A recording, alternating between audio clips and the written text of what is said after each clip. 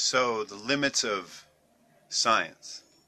The limits of science are the crevices, the interstices in the Mandelbrot set, the oceans lapping at the edge of reason. And in that space is God.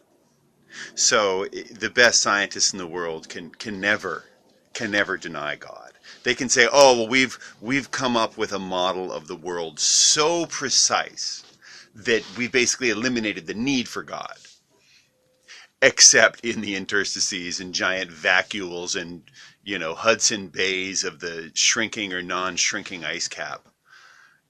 These ports where the oceans collide with the land.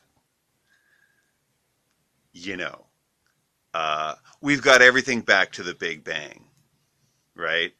Who started the Big Bang? God, right? There's no scientist who can't refute that. I mean, so you could say can't prove a negative, yada yada yada, but you also can't prove that God didn't start the Big Bang, right? And so what science is a way for us to divine the machinations of the known world. It doesn't matter if the machinations were intentional or designed or random or chaotic or not. We're studying it. So I claim that really the only people who ever advance technology and humanity are engineers. I'm an engineer. Uh, I felt when I was in engineering school that I was studying to be more than an acolyte. I was studying to be maybe a bishop or a cardinal. I always figured that I'd be a cardinal, So I'd be able to understand the, machinations of modern physics, you know. And what's interesting about that is you get to the edge of the quanta. What's inside the particle? Another particle. Well, what's in space in between? Well, we don't know. Fucking God, right? So, DNA, anywhere you get, the limits of what you understand are called God and magic. And the limits of that which you understand, you're like, no, we've actually got an equation that, what does an equation do? Equation gives you somewhat of a predictability.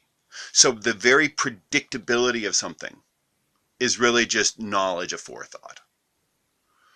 Um, so that's where engineers come in. Engineers are tinkerers who like to have models of what's going on. They like to see down as deep as they can, and if not, they'll take some math and do what is actually called interpolation. You have two data points.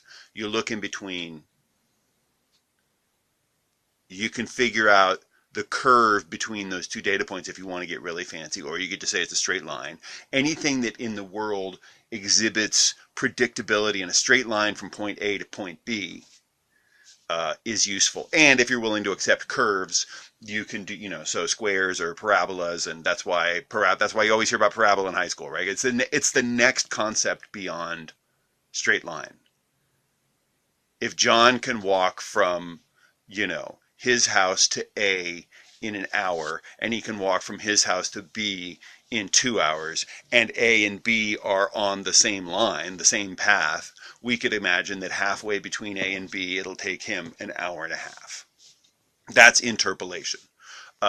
Given a new city C, how long will it take John to walk in the direction of the path towards city C? Well, a totally fucking unknown. We might apply a little science and go, well, C's in the opposite direction, so any walking this way is going to be counter, but we don't know how far C is. There's no information, so you can't extrapolate, in other words. Most of things that you see, like global warming is real, are based on extrapolation. We haven't been there before. We don't know. You might say this is causing pollution here, this is causing pollution there. But by the time you say this model predicts that we are going to send the Earth to doom, you're extrapolating and your model is probably fucked. And in fact, when we look around, we find that global warming is actually probably based on pretty fucked numbers.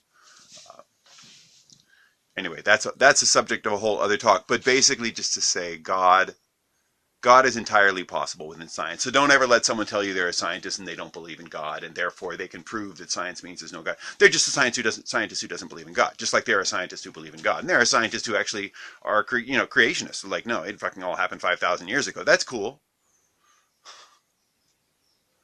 Another subject of a talk is just how accurate carbon dating and radiological dating are. and are there missing links, and is evolution entirely correct, or is it just kind of our interpolation of what we know?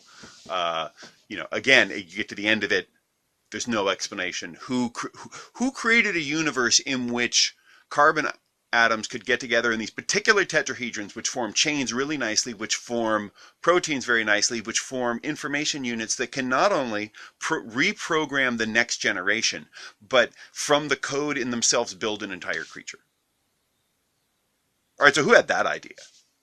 Well, science, right? Science works to a point, and then outside that point, the waves come crashing in, and the waves is God. So I'm sorry. Thank you and good night.